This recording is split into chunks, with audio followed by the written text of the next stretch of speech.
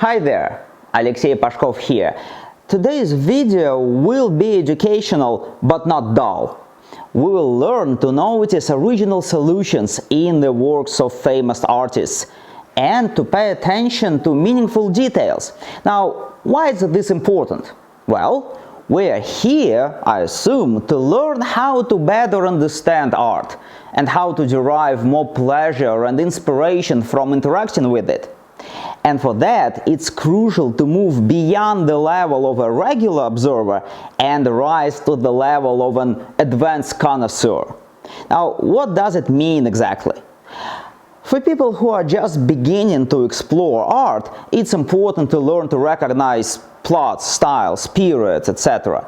But I suspect that for most of my viewers, this stage is already behind. So the next step is the ability to notice nuances. Now think about it. Of course, the set of plots used by European artists is quite large, but still limited. For example, today's story is Susanna and the Elders, a plot from the book of Daniel in the Old Testament.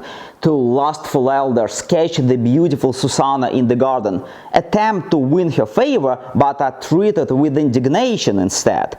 So then they accuse her of adultery. But in the end, the prophet Daniel decides to question them separately and thus exposes them. So it's a very popular plot with dozens of paintings dedicated to it. And every new artist who took on this plot wanted to stand out, to contribute something original. And often the artist's inventiveness is in the smallest details. And we need to be able to notice them to ultimately say, look what he's done there. Bravo! You know? So, that's exactly what we'll be doing today. We'll compare the works on the same topic, Susanna and the Elders, by two famous contemporaries, Rubens and Rembrandt. The comparison is natural. They lived around the same time. Well, Rubens was slightly older and not far from each other, Antwerp and Amsterdam.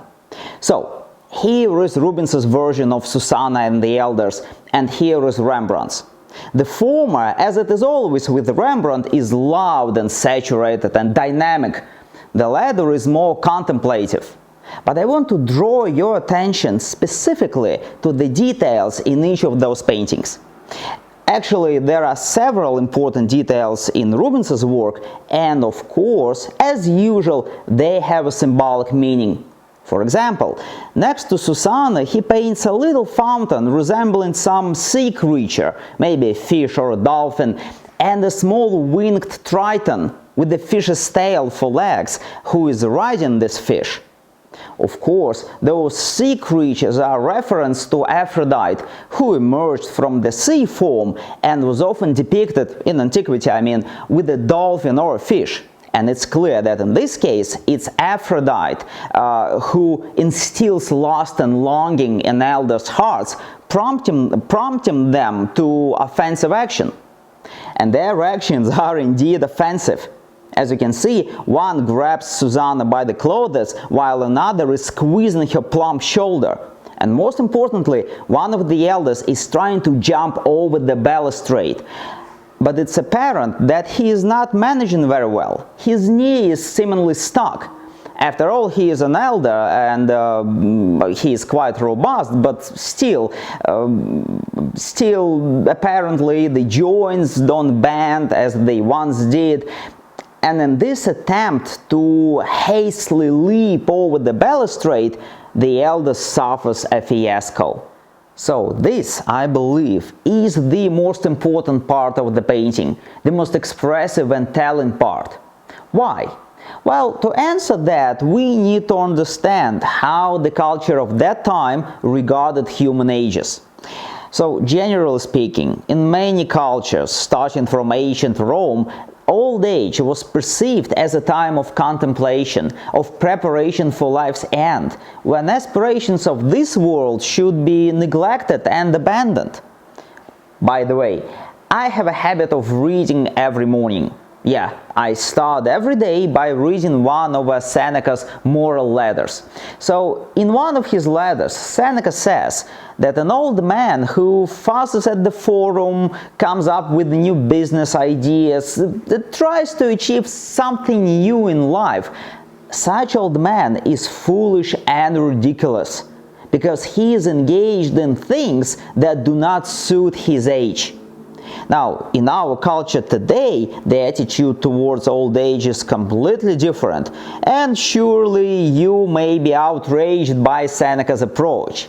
But that is not important. What matters for us now is how the era in which the artwork was created viewed old age. And in the era of Rubens, it was clearly pretty much the same. Youth was the time for conquering life, while old age was a time for reflection, contemplation, and piety. Therefore, an elder driven by love, or rather by lust, and attempting to perform tricks which are typically the prerogative of youth, such elder is ridiculous and laughable. And it is precisely such a ludicrous, absurd elder that Rubens tries to portray, and he does it wonderfully. Now let's compare this with what Rembrandt does. Again, the overall tone of the painting is completely different. In his portrayal of Susanna, there is something mysterious, even mystical. The elder in his work is merely a face, shown strictly in profile, barely emerging from thick bushes. This is not even a person. It seems more like a ghost, or perhaps some forest creature, a spirit of vegetation unexpectedly appearing to Susanna. And Susanna, naturally frightened by this appearance, is trying to cover her nakedness and attempts to flee. And how Rembrandt depicts her nudity is, in my opinion, the most important part of this painting.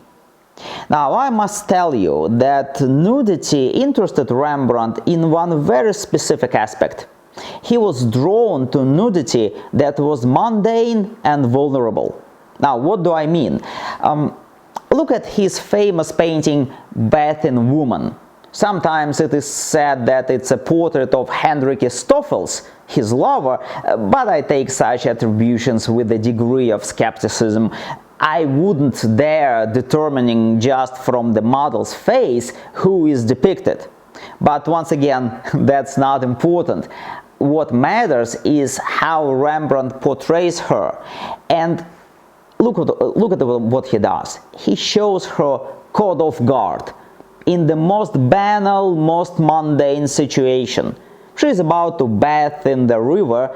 She has lifted the hem of her shirt and is slowly entering the water, apparently testing it with her foot.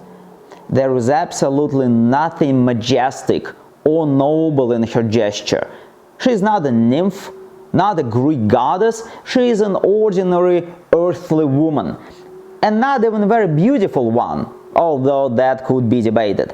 But most importantly, she is indeed caught off guard, seized by the artist's gaze directed at her. And in her absolutely mundane pose and gesture, there is a lot of sincerity and at the same time a lot of vulnerability, because sincerity and vulnerability are related concepts. When we open up to someone, at the same time we make ourselves vulnerable, susceptible, and it is precisely such nudity that is sincere, exposed, defenseless, and vulnerable that always interested Rembrandt. Now, I cannot show you all his drawings on this topic because YouTube would ban me for sure for this, but trust me, even when Rembrandt approaches frankly erotic subjects, he seeks not so much their sensual allure, not the carnal beauty, no, he seeks to seize the moment of intimacy when a woman is mostly vulnerable and exposed. And as it seems to me, this aspect of female nudity is the main theme in his variation on Susanna and the Elders. Susanna is naked but absolutely not seductive, unlike Rubens's Susanna. She looks more like a little girl, helpless and frightened. Now, it's especially salient in her knees pressed together. She looks like a child in need of a bathroom, and there is so much touch and innocence here. But the detail that made the biggest impression on me is the shoes.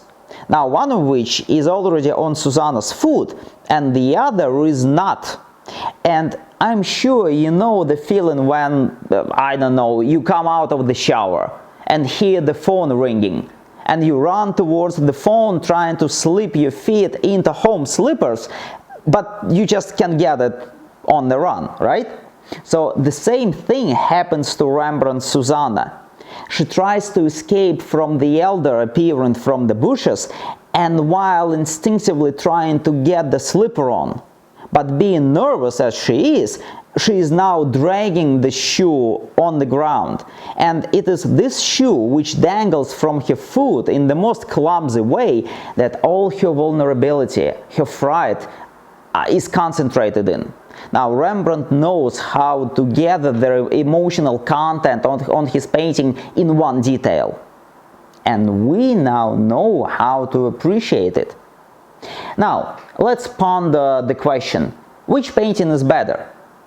Now, I would say that the answer to this question depends on what goal each artist set for himself. If the goal was to emotionally capture the viewer, to immerse him in the depicted situation, to make him empathize, then of course Rembrandt's painting does it better. However, if the function of the artwork was to be a cautionary tale, well, in my opinion, Rubens's painting handles it better. Because Rubens's painting really shows us to what extent lust can drive a person, even an old person, even a respectable person. If one does not learn to keep one's impulses in check, results may be dramatic, of which this painting is the perfect example and a good reminder. But what about you? As always, I am interested in your opinion. Which of the two paintings seems more interesting to you? Which detail do you personally find more expressive? Please share with me in the comments. I read all your messages thoroughly and without exception.